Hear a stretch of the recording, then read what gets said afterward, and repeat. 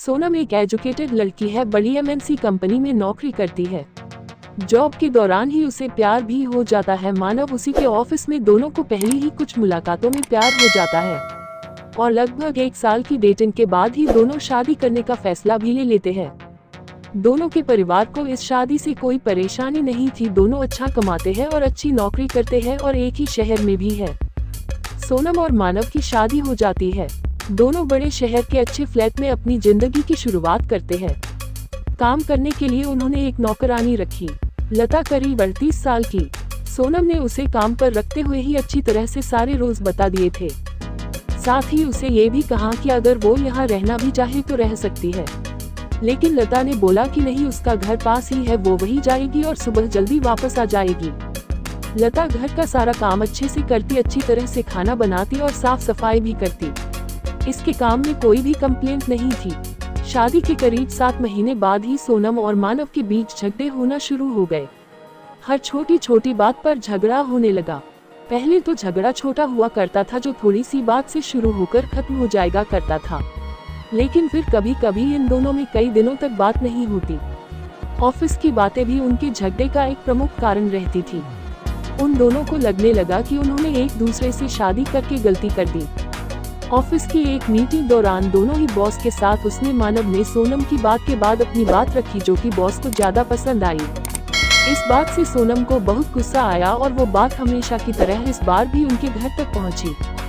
सोनम ने इस बात को लेकर मानव को बहुत कुछ सुनाया और साथ ही उसने नौकरी छोड़ने और तलाक की बात भी की। लता यह उनकी सारी बातें, सारा झगड़ा हमेशा से सुना करती थी। बस वो अपने काम में लगी रहती।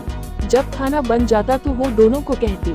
ज्यादातर वो लोग अलग अलग बैठकर ही खाते थे। सोनम अगले दिन ऑफिस नहीं गई। दोपहर तक अपने कमरे में बंद रही।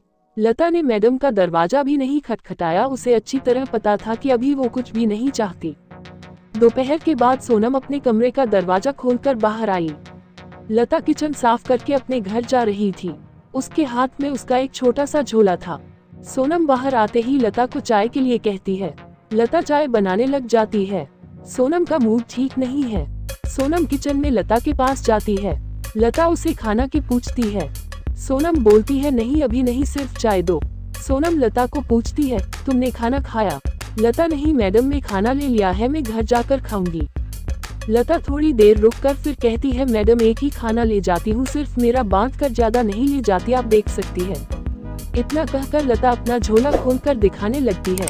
सोनम, अरे कोई जरूरत नहीं है, ठीक है। लता फिर मैडम को चाय देती है। लता को थोड़ा सा डरा हुआ और झिझका हुआ देखकर सोनम उससे और बात करती है। सोनम, अच्छा लता तुम कहाँ रहती हो?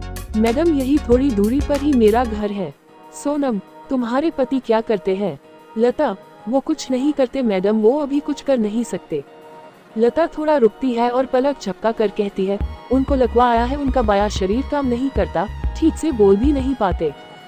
सोनम, अरे तुमने कभी बताया नहीं, फिर घर दवाई ये सब तुम ही संभालती हो?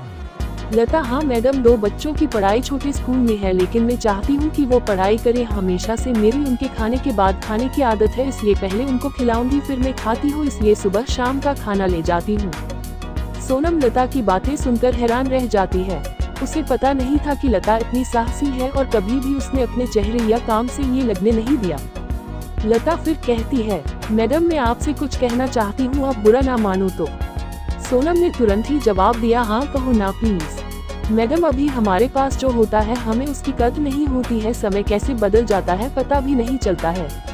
अब मैं सिर्फ चाहती हूँ कि मेरे पति ठीक हो जाए। अभी तय मेहनत में से मुझे कुछ परेशानी नहीं है, लेकिन अभी मेरी सिर्फ एक ही इच्छा है कि बस वो ठीक हो जाए, मुझसे फिर वैसे ही बात करे, वैसे ही अपने पैरों पर ठीक से चल सके, बच्चों को गले लगा सके, बाकी कुछ भी नहीं चाहिए।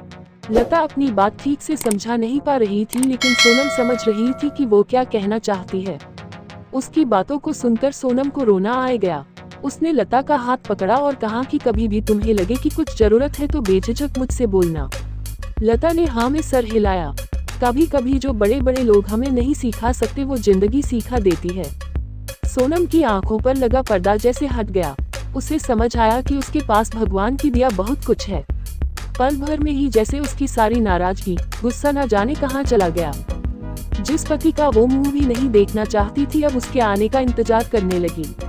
शाम जैसे तैसे आई। दरवाजे पर जैसे ही बेल बजी वो दौड़ कर गई और दरवाजा खोला। सामने मानव को देखकर रोते हुए उसके गले लग गई और सॉरी बोला। मानव को कुछ समझ नहीं आया, लेकिन उसने भी सोनम को सॉरी बोला। आपको कहानी कैसी लगी हमें कमेंट कर जरूर बताएं। इसी तरह की अच्छी कहानियाँ आप यहाँ पढ़ सकते हैं।